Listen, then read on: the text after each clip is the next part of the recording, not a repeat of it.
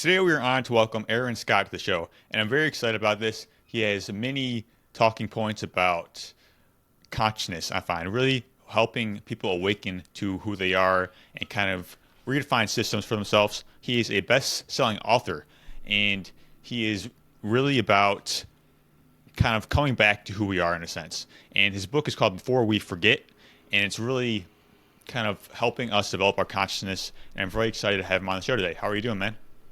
I'm doing well. Thank you, Anthony. Thanks for having me. I'm excited to be here.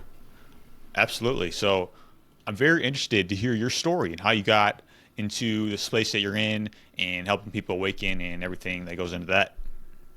Yeah, for sure. And I think that with a lot of, I think that a lot of people who kind of discuss or touch on these topics, whether historically or kind of in contemporary society, I think that people have a kind of personal, unique experience, right? And I think that it's acute in many ways. And for me, I kind of had a reckoning, if you will, like kind of some call it awakening. The verbiage really, is, in my opinion, isn't necessary, but I think it's important to have some kind of continuity. So I refer to it as awakening as well. But kind of with my really kind of with my profession, right, and what it kind of required me to sacrifice, what it required me to focus on, how it sort of in the background structured my life and my consciousness, if you will, right behind the scenes without necessarily knowing it, right? And I think that I kind of hit a breaking point a couple of years ago or so where I kind of like took a step back and I said, okay, here's where you are, what's going on? Are you happy where things are? How are your relationships? People are kind of like always focused on money just because by nature of kind of like the structure of economy. But I've always been kind of seeking a greater sort of coherence throughout all aspects of my life. And I just wasn't really happy where things were. And I had a kind of a moment. I said, look, I can kind of continue down this path, or I can kind of like step into the void and see like what the heck I'm missing. What is it that I quote unquote did wrong, or what is it that what is it that isn't kind of adding up here? Well, why am I not happy? Why am I not satisfied? Why am I not nourished? Or what's kind of the underlying story here that I'm not picking up on, right? So that was kind of like the ignition for my personal journey, and it kind of certainly led me here, and it led me to writing my book, which thank you for mentioning. Awesome, man. Appreciate you sharing that. So it sounds like a lot of systems that were kind of going on were structuring your mind in a sense, and you kind of woke up to that. Do I have that right? Yeah, and I think that I think it's important to kind of note is that we are all kind of in many ways, and I hate to use the word, but we're all in many ways kind of programmed, and we're all kind of vessels. And we're all kind of a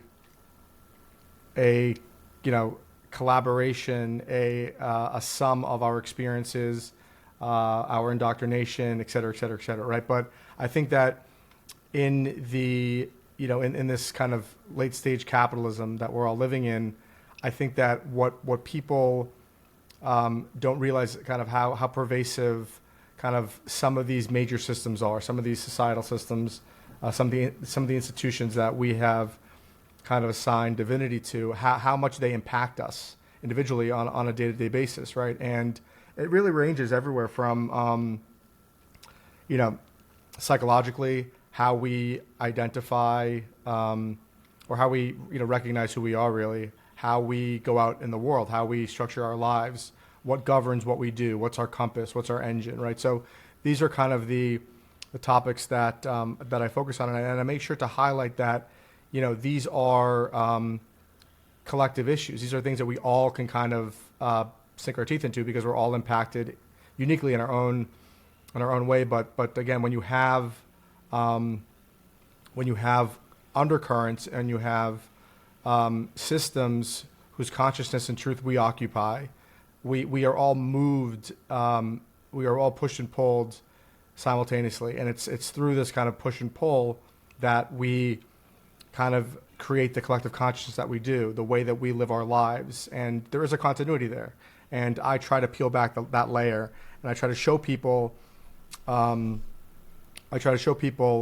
the kind of underlying psychological and metaphysical framework of the modern world. And I do this really with a focus on economic and religious systems. But the whole point is, and you kind of mentioned this, is I do this to empower people to kind of take back their inner sovereignty and to find inner alignment. Because in truth, if you don't do that, and if you can't do that, and you're constantly identifying with external systems, you end up being sort of just kind of like brushed along on the current, and you never really are able to find footing.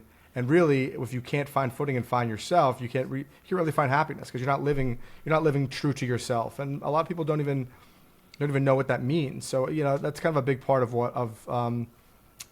if not the main part of my book. Absolutely. That's some matrix right there, man. And you're talking about living in the void, which I really like. And to me, what that means is like living in absence of fear in a sense. Not that it doesn't exist, but you're not letting it control you. And I just find that when you kind of know who you are and you kind of like self-assess all these systems and see how they're influencing you and whether you agree with them or not, just kind of like bring awareness to it. And then you can actually grow from there, like as a sound foundation. Do I have that correct?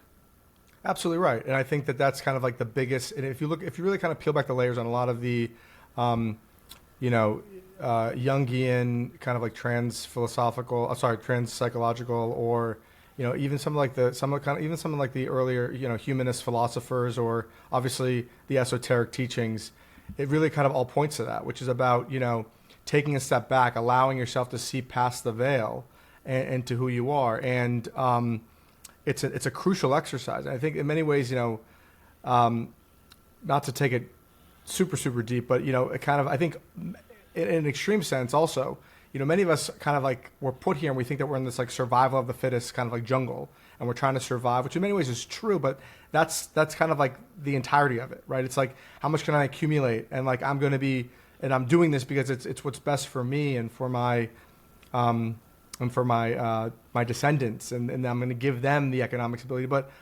that's kind of like not the whole story, right? That shouldn't be the whole story. For many of us, it is. To me, it's really about personal growth, and it's about obviously not sacrificing kind of like economic stability or financial stability so that you can actually live. But it's also it's about staying true to yourself and then finding kind of a symbiosis, a balance between the two. Absolutely, man. So what are some systems or ideologies like you really like to focus on to help bring awareness to? Yeah, sure. So, I think that while let's kind of like talk about kind of like the education system in the United States. And I'm not sure how kind of familiar you are about it, but the major kind of Western education system paradigm, if you will, is what's called the Prussian model, which was implemented at the turn of the 20th century by industrial capitalists, guys like Rockefeller. And this was a conscious effort to create docile factory workers to basically serve their interests and serve their agenda in their business interests. And the kind of main point here is that, as certainly as children, right, we're not necessarily aware, we're not conscious as to kind of our influence and how that's going to structure our sense of self and our sense of reality in a greater sense, right? And the point is that, while you're kind of, when we look at the actual education system itself, you're sat down in a classroom, you're forced to, digest and regurgitate. Your worth is based on grades and gold stars, pass, fail, and this is the entirety of the quote unquote educational framework. But in truth, what it's doing on a psychological level is it's teaching you that, you should be identifying your worth with performance. You should be identifying your worth with utility, with your output, with what you're able to produce. You are obviously conditioned to sit in the classroom for a long period of time, but what this does is it creates a scaffolding, an unknown scaffolding, an unconscious scaffolding, where that persists throughout your life. So you come out of this system and you look at the world around you and you're kind of hypnotized by the externalities of the world, but you have the bedrock of, okay, like my worth and maybe even deeper, the point of life really is to win and to succeed and to compete and to accumulate. And your entire identity, your entire framework in many ways is based on your ability to quote unquote win and get those additional gold stars in life, which is kind of like money or cars or an attractive trinket or girlfriend or whatever it might be, right? So you're living in this sort of like superficial external construct that you don't recognize as being superficial and external, but you've been so detached from your own sort of internal coherence at a very young age. You don't even know who you are. You don't even have the tools to assess who you are, right? So this is really what's going on, and it creates massive schisms within the individual and really throughout society as a whole, because when you structure human consciousness around kind of, again, this performative identity, well, what you get ripple effects. You get objectification, which we see rampant. You get materialism, and you get a focus on, again, an hypnotic focus in many ways on sort of satiating, your alignment with the external world. And many religious systems talk about this, belief systems. Many esoteric schools, many Eastern philosophies talk about this kind of duality, right, between and religious systems place morality on its sin versus not sin, which is I've got some deep opinions on that, but again it's about seeing, in this case, one of the main sort of drivers of your consciousness, why you are doing the things that you are doing, and most people I have found don't necessarily aren't even aware of kind of what that means or how to look at it, or even how to kind of engage and begin in these discussions, because people just assume that this is just how it is. This is just the way of life, right? But it's the way of life because we have collectively adopted it to be the way of life, right? So, very quickly to kind of what you were alluding to before, people talk about the idea of this matrix. And this idea of a matrix is not something new that we've just kind of like all of a sudden discovered. It's just, again, it's a nomenclature that we've attached to it. And what you find is in many ways that, people kind of drift into the conspiratorial sort of framework when assessing what this matrix looks like. But in truth, we are cultivators of this of this quote unquote matrix. We are active participants in it. We can either push this program forward, or we can look to develop our consciousness, develop ourselves on a deeper level to understand the forces that shape and erode us individually. So that was a lot, but that's one sort of major pervasive system that serves as a scaffolding for much of society and for many of us individually. 100%, man. I actually did a quick episode on the schooling system a while back. I'm very familiar with like all of like how it started and everything like that. So I'm very glad that you mentioned that. Also, like I came across the unschooling system, like the whole concept of unschooling. Are you familiar with that? I'm familiar with it. And I think that it's unique, and I think that to kind of take it to a higher level. And this is I think this is what's kind of missed in this whole when we talk about like awakening, right? Like in many ways, what I see happening with a lot of these people is they are shunning, or they are kind of brushing aside one program, and then they are adopting another program, right? So it's really about disassociating from a program, not necessarily to like reject all programs. We all need programs. We all need kind of an operating system through which we live, right? I mean, this is kind of obvious to me, but it's about not letting that program completely consume you. And I think that this is an important part, because you can be awakened, and you can live your life awakened, knowing what's going on behind the veil, understanding the matrix and these systems. But if you are so consumed by it and you allow it to do the exact same thing that you're trying to kind of illuminate and illustrate, you run into the same conflict. And I think that with unschooling, I think that it's an interesting movement because it's doing a lot. It's attacking a lot of the things that you mentioned and that I mentioned. But again, it's about kind of like, what are you cultivating? What are you trying? What seeds are you trying to plant? And are you conscious enough and are you aware enough to kind of plant the right seeds? And it's hard. It's not like a one pill fixes all kind of a situation. So I think any of these unschooling methodologies are crucial in our development, in our kind of evolution of consciousness, as I call it. And everything from homeschooling to just the way that parents look at what schooling and education really should be about. And it's my belief that it should really be about cultivating the entirety of the human being, right? If you look at, you're aware of this, Anthony, because you've done work on this, but if you look at kind of like what are the standardized test scores really telling you about not only what we value as intelligence, or what we consider intelligence, right? But what we value as kind of a society. What are we looking for? And if you don't fit that cog if you're not fitting that mold, and you're not able to succeed as a cog in that wheel, well, you're kind of like cast aside. But it doesn't mean that you're not intelligent, right? I mean, like ADHD or ADD, many of these people are hugely, highly intelligent, but they can't operate within the machine's framework.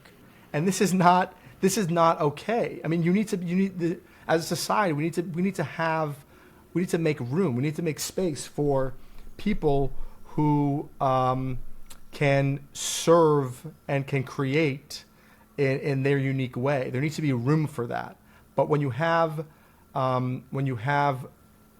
sort of major institutional frameworks, when you have major systems that control consciousness, that corral people into one way or two ways or three ways, you lose the heart and soul, right, of humanity. And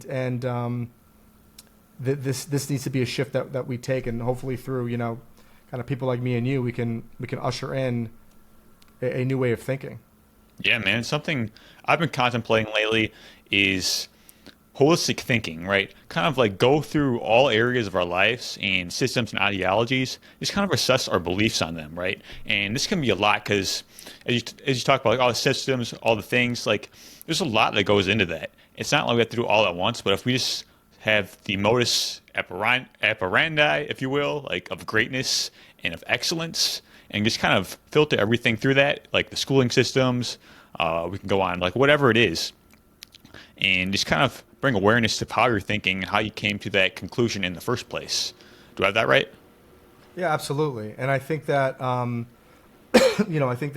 another, kind of another major system that I talk about is the religious system.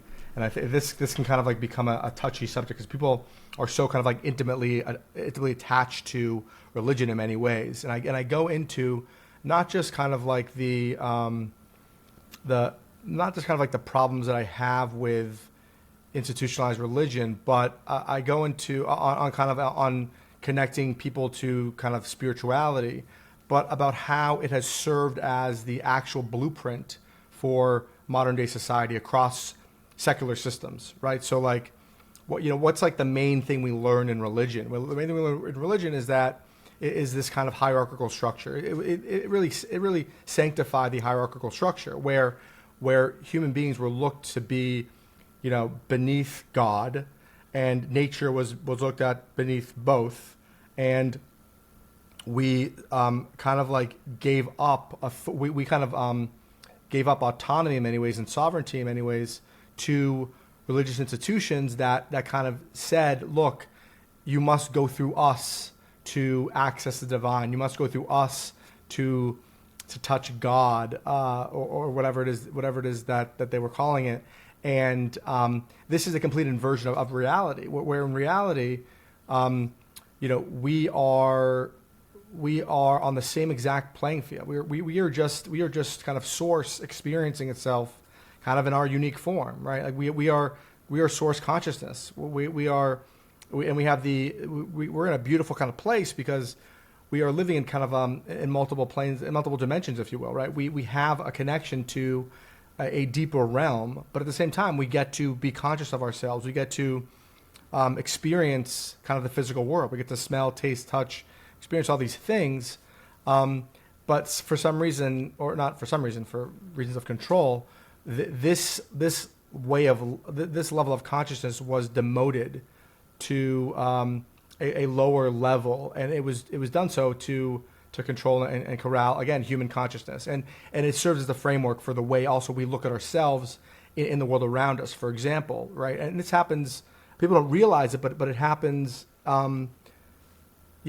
In everyday common life, where like we sit and watch somebody on the television, news reporter, speaking to us. They're wearing a suit. They're on a television station, and they're well spoken. They're dressed nicely, and we kind of like give up we give up authority to them. We assume that what they're saying is true. We don't think critically. When in truth, I mean, they have it's obvious. I mean, they have an agenda right there. Nothing that you're hearing is anything but some form of the truth, right? But like this wasn't really discussed until quite recently, at least in many kind of like more popular circles, right? I think you're seeing a big push with this with Gen X and Gen Z. But when I was growing up, for example, this was never if it was CNN or Fox, it was like, oh, like it's kind of like liberal or it's conservative, but like it's the truth. But in many ways, it's the exact opposite. It's just false. So what we assume that what's being told to us is true. We assume that the hierarchical structure that exists in businesses, where a CEO is allowed to make 400 times what a factory laborer is making, like this is assumed to be just the way it is. But it's based on something deeper. And we have economic theorists that say, oh, well, the ideas of trickle-down economics, if the money says, I mean, this is fabricated kind of reality. This is not the way it works. It never has worked that way. But we give up agency and we accept this reality because we have this embedded idea that we are less than, that we are not worthy. But we have, all of us, if we're given the information, have just as much ability to discern the truth as anybody else does. It's just a fact. If you want to find the truth, if you want to look deeper and more critically, you have that ability. We've just been cut off from that, and it's systematic. Yeah, the Matrix agents, bro. Fact. Yeah, with religion, I find I feel like there's a ton of value within there, but at the same time, like there is kind of this control component. So I feel like it's something just to be aware of. Absolutely. I mean, look, there's that, right. I mean, it's not really about as with everything, it's about finding what fits, finding what works, finding the silver lining in a lot of these things. And education, for example, isn't all bad, right? I mean, there's good parts of it too. It teaches discipline, but again, it's kind of like understanding the intent behind it. What was the original reason? And to ignore that original reason is absurd, because everything started for a particular reason, and that's why it was. That's why it was started, right? With the ancillary benefits or ancillary negative impact are again just secondary. That's right. Awareness is the first step, man. And when it comes to holistic thinking, something I want to mention with that is like how we think about something, it kind of influences everything else. Like everything in our brain is kind of interconnected. And even if like we're thinking about wealth, for example, like some of our beliefs on other things are going to influence that. Like, because if you're a freedom-oriented person, if you have like that mindset of like, hey, this is what I stand for, like, your principles, your values, and you want to become the greatest version of yourself every single day.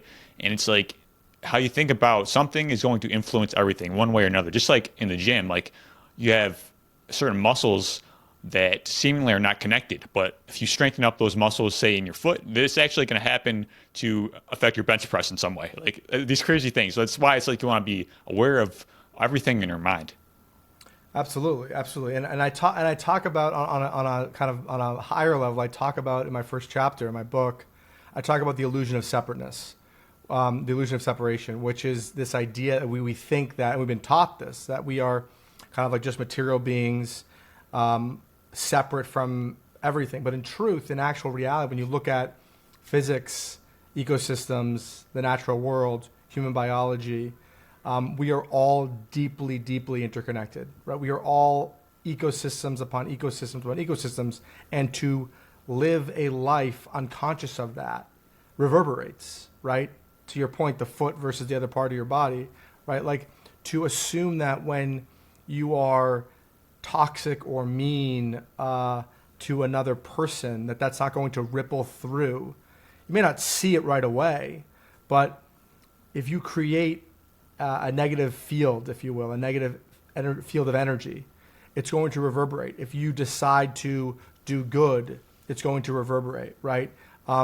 That's the underlying fabric of our reality, and we have been cut off from that reality. We've been cut off from that truth and that knowledge, and the sooner that we understand that as part of our daily awareness, part of our everyday consciousness, it's natural what's going to happen, right? Because if my pain is also your pain, then the way that we look at ourselves changes. The way that we look at the world around us changes, because we're going to care about what the repercussions are. We're going to understand that if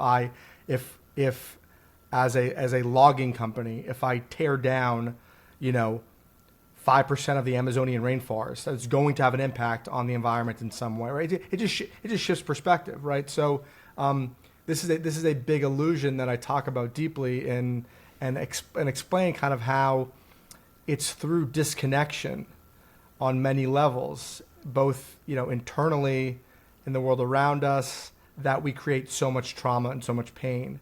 And it's about reconnecting, and it's about finding that inner coherence and inner alignment, that we actually come closer to living in reality. We have kind of created this superficial, kind of like synthetic idea of reality, and it's because we've been cut off from many of our truths. We've been kind of, whether by design or otherwise, or just by limitation of our perception, right, of our sensory kind of faculties. But this is all kind of part of the discussion, part of evolving consciously as human beings individually and then collectively. That's right, man. Things like quantum mechanics, quantum physics, quantum entanglement, all these things, it's kind of crazy in a sense. It's nuts. It's really nuts. That, like, it's showing us that, like growing up, I was always taught, you were always taught that this idea of like scientific materialism, where like everything is at the fundamental level particle based, fixed form. There was this big kind of push for like the kind of like the objective observer kind of principle through. This was pushed through like the Age of Enlightenment, through kind of like this reductionist model of science. But what physics is showing us today is quite literally the opposite. It's showing us that consciousness is the fundamental realm, right? And it's from consciousness. It's from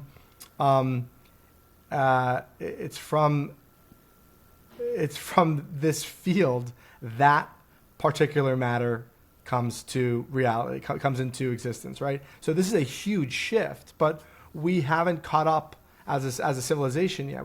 Our systems have not updated yet. We still experience the world, and we still structure our reality, our society, based on this framework, based on this understanding of our reality.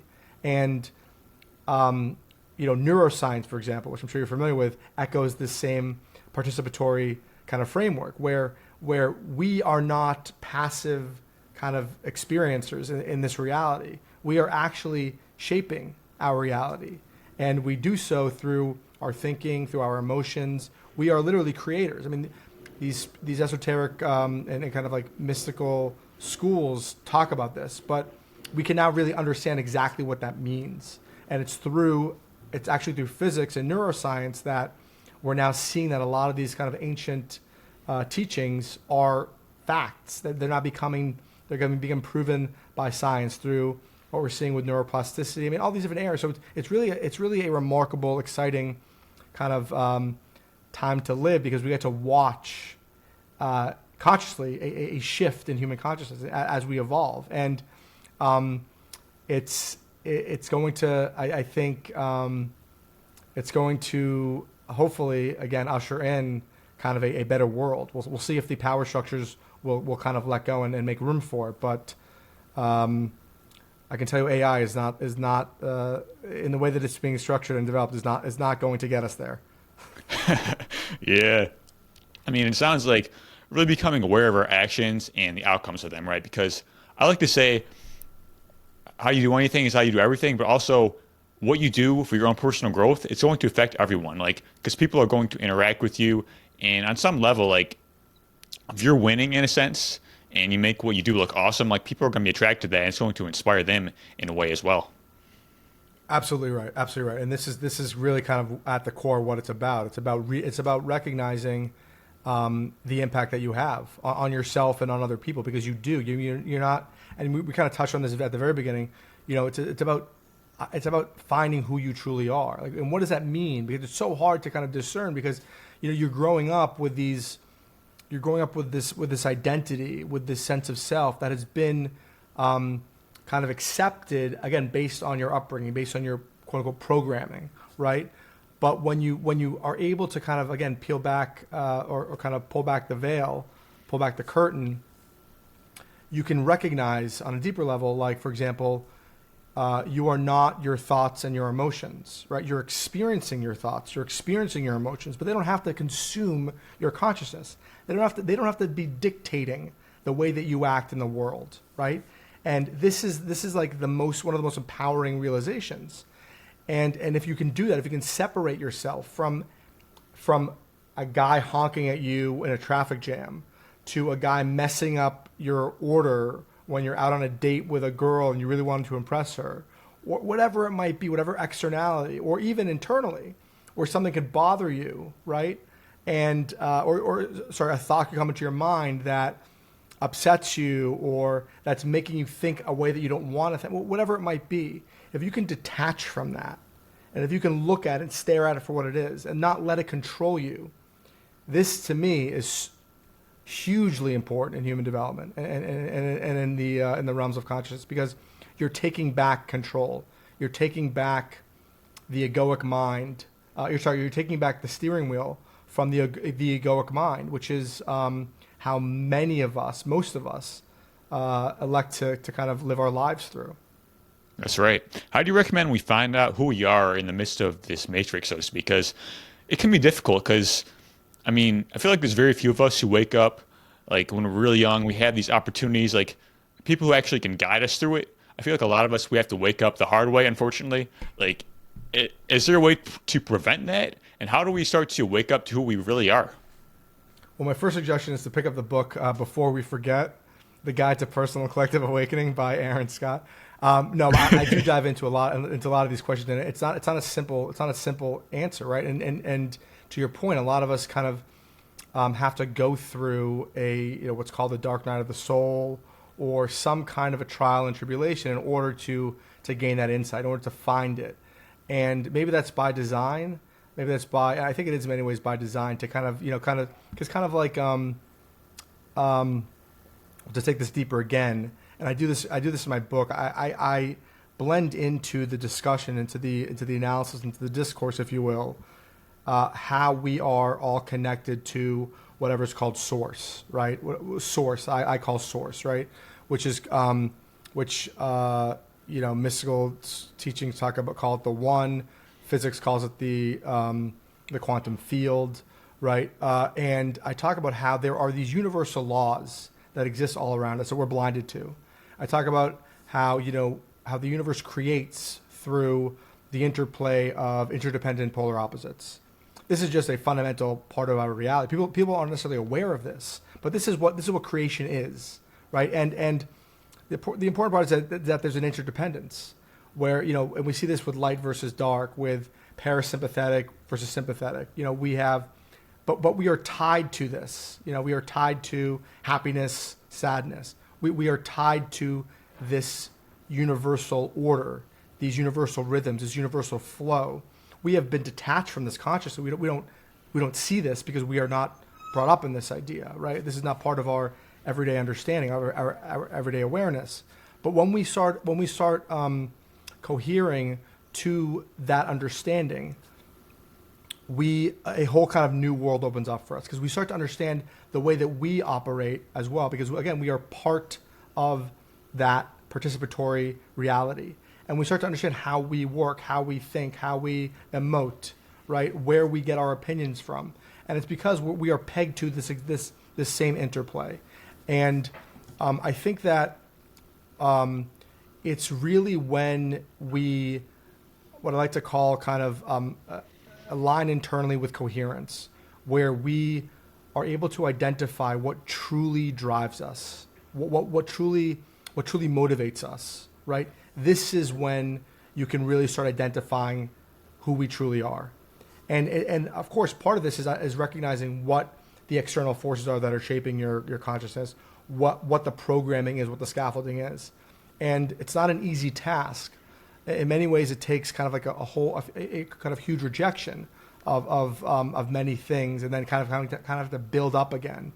So it's not like kind of like a read a Post-it note and figure it out. You have to do it yourself. Everything's only going to exist through you. I mean, you're the only one experiencing your reality.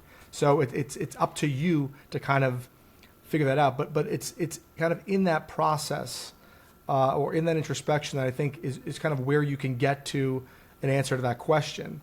And I also talk about, I kind of call it like the real life hack in my book, where when you do align with this kind of internal coherence, with this inner coherence, with this true self, and you lean into it, this is when things like success manifest. This is when things like happiness take form. Because why? Well, because you're not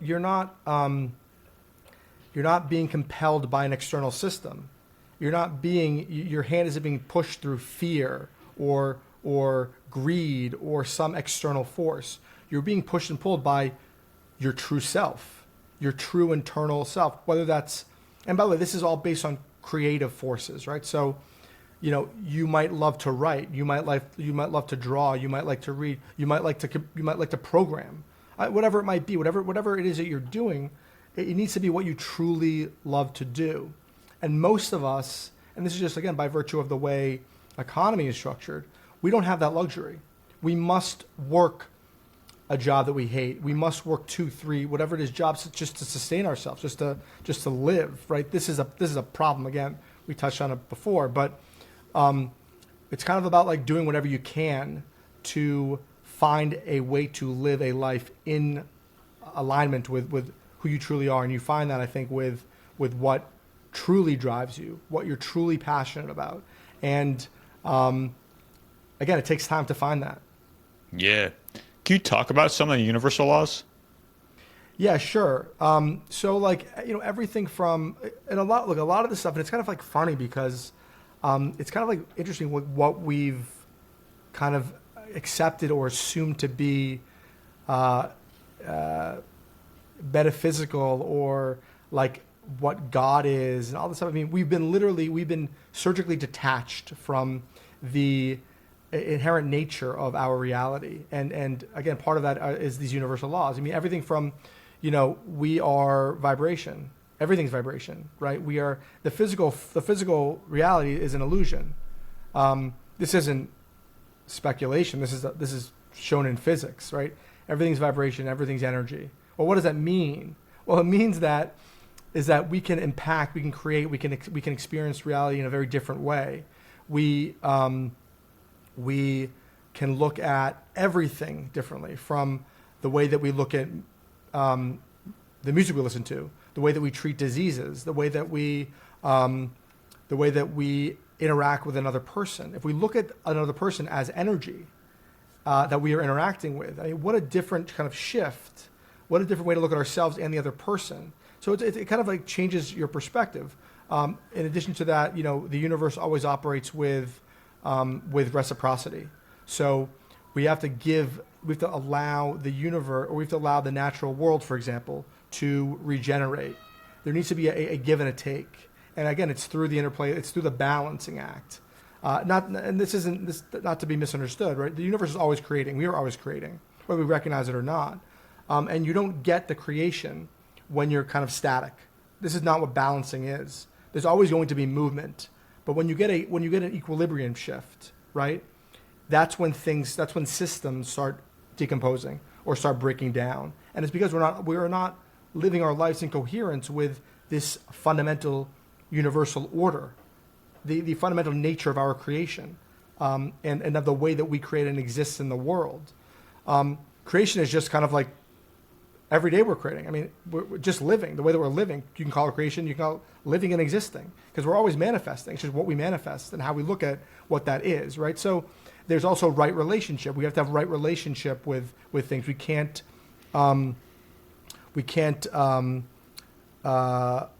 like just continue to sacrifice part of ourself to accommodate something else. If we do that, again, we break down the underlying infrastructure and scaffolding of our reality. And the point is, Anthony, like there is a metaphysical current thread that runs through everything. It's not just about the way that we treat the environment or the way that we look at the cycles, the cycles of the moon and the sun and the seasons and the ebb and flow of the tide. I mean, this is all kind of a microcosm, but these currents live through us on a deeper level in the way that we kind of experience ourselves psychologically, emotionally, I mean, it's all kind of one big, again, ecosystem that exists on many, many planes. So I think that kind of gives you, hopefully that gives you kind of like a example. Then also one more thing, this is really important, I talk about this in the book a lot, is the masculine versus the feminine forces. These have been understood at the fundamental nature of reality. Everything happens with a masculine and feminine force. This is the bedrock of creation, right?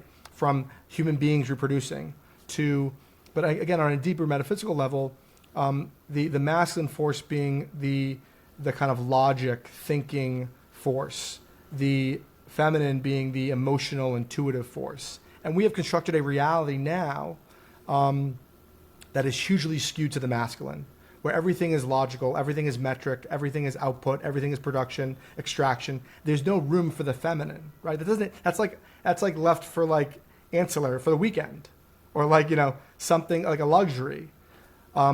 These are archetypal forces that were well known in ancient times, and we have suppressed that part of ourselves. So what do you get? Well, when you go against the divine current, the universal current, you get trauma. You get a breakdown of reality itself. It might destroy an ecosystem. It might destroy the natural world. It might destroy a person. But you can't sustain society and systems when you are completely skewed and off kilter. The universe needs to be in a balancing act. And if you keep something propped up for so long, things will decompose and break down. And that's what we're experiencing now. We're experiencing in this modern era again this masculine tilt, and we will push back. We will find equilibrium, and in many ways, I think with this truth movement, with awakening discussions, with people kind of coming to realizations that the universe in the background this is what's happening. We are kind of we're trying to find a new equilibrium where consciously and societally we can exist. Because if we don't find it, well, we kind of know what's going to happen, right? We will end up. We will not have an environment. We will not have a healthy world to live in. We just won't. That was a lot. I'm sorry.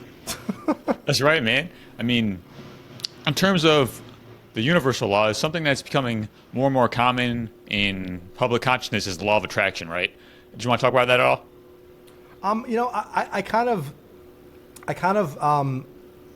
have kind of issues with the way that it's framed, but I think that well, why don't you talk about it, and then I'll jump in with my opinion afterwards. Yeah, sure. I mean, I kind of have some issues with it as it's framed as well. This depends on who you're talking to, but in my mind, in reality, what it is using your visualization, your perceptions, all these things to actually kind of like be on that same frequency, but then you have to take action. That's the miss part of it. It's even the word action is in attraction, right? So you have to be about that action if you're going to actually make things happen. But essentially, a lot of people leave that out, which is why they're not getting results. Do you kind of Yeah, vibe yeah. with that? Yeah, no, I think that's right. I thought you were going to go somewhere. I mean, I hear some crazy kind of interpretation of the law of the law of attraction, but yeah, I mean, look, if you look, I think that's right. I mean, I think that, and again, this is a discussion on again, this is a mirror of or a replica of this idea of masculine versus feminine forces. And if you really drill down, you look at the sort of the Holy Trinity. If you actually look at the origin of the story, and if you look at the construct of the Holy Trinity, it's an alchemical story. It's a story of the masculine force and the feminine force, the thinking versus the emotive faculty, coming together and creating action, and it's through the coherent balance between the two, right? That you get action, and I think that as human beings, we can all kind of identify this as making sense, because when you are living with a good balance between emotion and thinking, the action you produce will be a coherent one, will be a sound one, will be one that you are happy with. If you're doing stuff always angry or always happy, always elated, right? Always kind of like, oh, this makes me feel so good, so I'm going to do it. Or, oh, this makes me feel so, I'm always upset, so but I'm still going to act this way, right? If you're not in equilibrium, if you're not using your rational thinking, and you're always compelled by your emotions, you're not going to get the outcome that you want. On the other side, if you're always operating with your emotions and not using your logic, well, we know what's going to happen in that situation, right? So it's about again, this balance. It's about utilizing everyone has to have kind of like a fundamental framework, and it's my belief that fundamental frameworks across the board should be rooted in something real, tangible, that you can touch.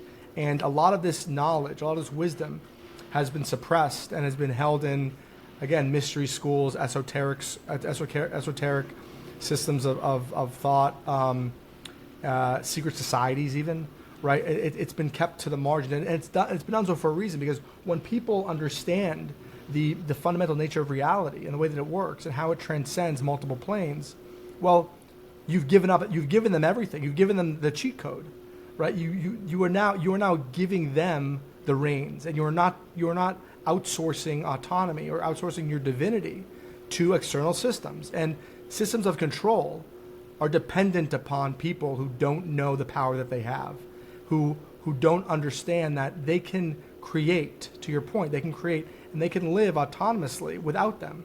This is the biggest. This is the one thing that those systems and those institutions depend on. Yeah, waking up to the inner power is what it's all about, man. And Amen. as you kind of mentioned, we all have these masculine and feminine energies within us. It's more about balancing them. Do I have that right? Absolutely right. Absolutely right. Yeah, and again, it's a area that I think that's missed is that, people talk about, oh, well, like, you can know these universal laws and you can understand masculine versus feminine, but what about morality? Well, if you're always just doing what your passion is driving, you're not accommodating, you're not accounting for, who you might impact, right? You might be, again, living in coherence and living in alignment with you, and it might be good for you, but what about everybody else? Well, the whole point is that that's not the divine code, because the divine code or the universal laws, right, they honor the whole. They always honor the macro story.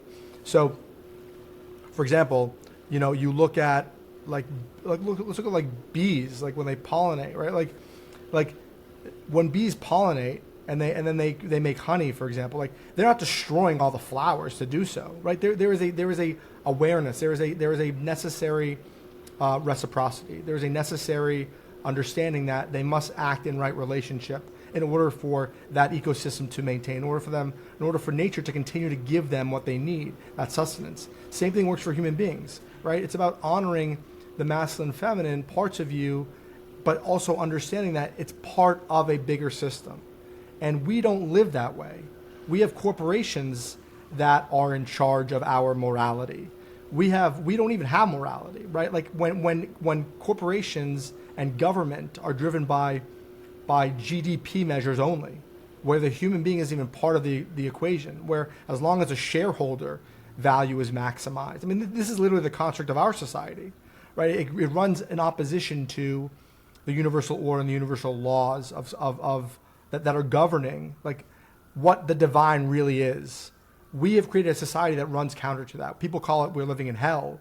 We're living in, but when you look at it, this is not a story about religious archetypes. This is a story about creating a life, creating a reality that lives in direct opposition to the divine currents of our universe, the divine laws of our universe. And it's only when we know what those laws are and understand how they work, interplay, that we can evolve. And so that's an important part of like this whole masculine kind of feminine component, because it's not just, it doesn't exist in a vacuum. We have to be aware. We have to pay attention to how it impacts other people and the world around us. So that's part of the equation. That's right. Living in harmony is key, man. Something I've been doing lately, I don't know how you feel about this, but I've been like engaging in mental sparring sessions in a sense, like kind of. Talk to me.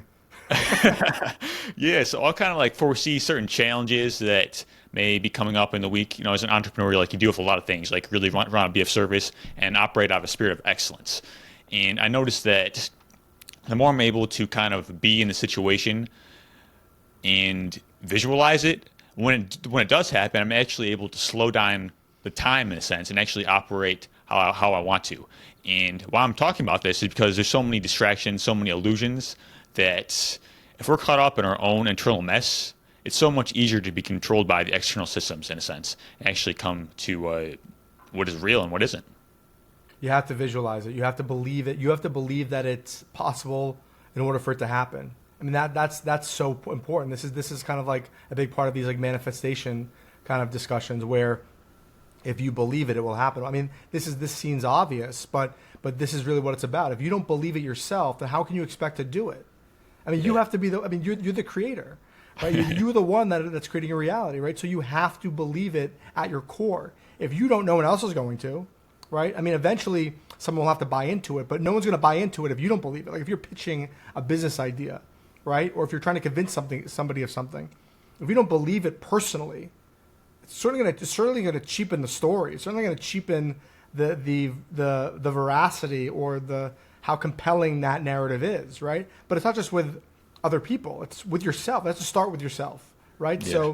So I think that the mental game is important because you're kind of like stress testing yourself. You're kind of like stressing the idea, and if you don't stress it, if you're not fully bought in, you're going to run into problems on a manifestation level for sure. Yeah.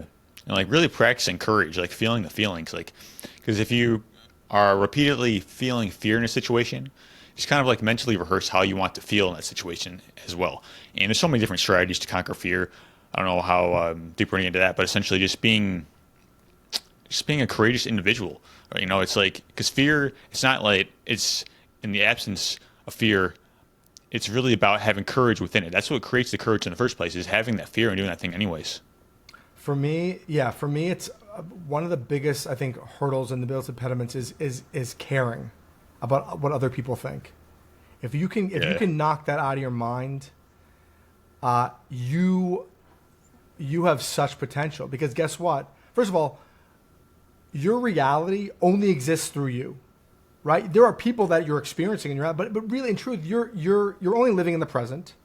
So don't focus on the past or the future. It's a waste of your time. I mean, use it if it's constructive, but like, you're only living in this moment. You're moving through in this present moment, right?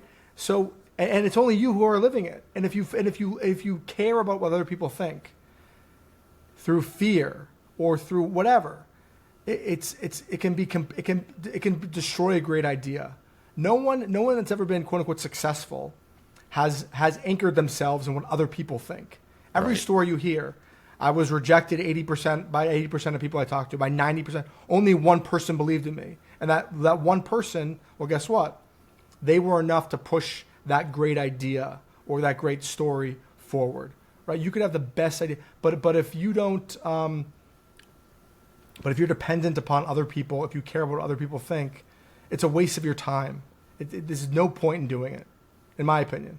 100%. For me, it's not like I don't care at all. It's just I don't let it control me, right? Yes. I have to source that power from within. Yes, yes. Sorry, yeah. You care about it, but like that can't be your governor. Right? That can't 100%. be.